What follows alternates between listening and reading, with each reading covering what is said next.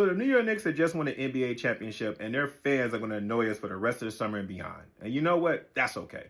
What up, though? I'm Jay Hall, writer, cultural critic, and I got to tell you, I wanted to hate on the New York Knicks, and I decided, why?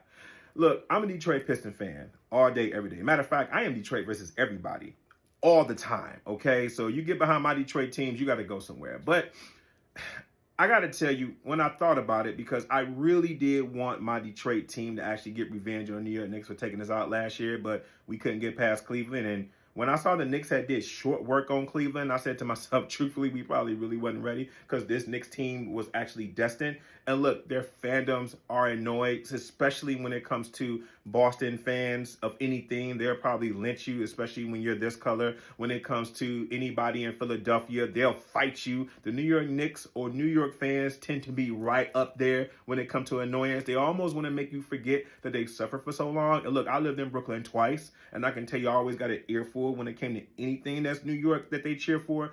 But when I saw folks shedding real tears on TV, when I saw people online really crying, and I got friends of myself who don't even live in New York no more, but they are born and raised in New York, or people who just been diehard Knicks fans their entire time of existence, and thinking back to the 53 years of the people that they love who are no longer here, and I start seeing that moment, I started to remember that this is actually what sports is about. I'm not talking about these teams that be dominating or you're just supposed to be happy for a team that win, but I'm talking about those historical moments, especially when it lines up during a period of time where we're all just looking for some sort of joy, where we're all just looking for some sort of happiness in these times right now. And if the Knicks can actually win the championships, and that can actually give you some inspiration, especially those that actually like real fans, diehard fans that actually live through the suffering, I totally get it. And I get it also to a point that I actually am speaking for my point of privilege. Because look, New York teams have never been a rival of any of my Detroit teams, so I never really necessarily had an annoyance of them. So I get if you're somebody that's still going to fold your arms or go online and get your Twitter fingers all hot.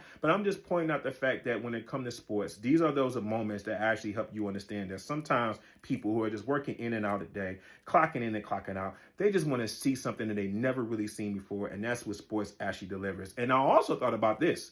It's been 70 years since my Detroit Lions have won an NFL championship. My grandmother was pretty much a teenager during that period of time. And I promise you that when the Detroit Lions actually win the Super Bowl, we plan to be just as bit of borderline, disrespectful, annoying, and in your face like any other fandom that's been waiting for a long time when it comes to having our own parade in the actual particular sport that we've been having a vacancy in. Yeah, that's going to be us, because that right there is the beauty of sports, that if you keep trying, maybe, possibly, that victory and that miracle could happen for you also too as well.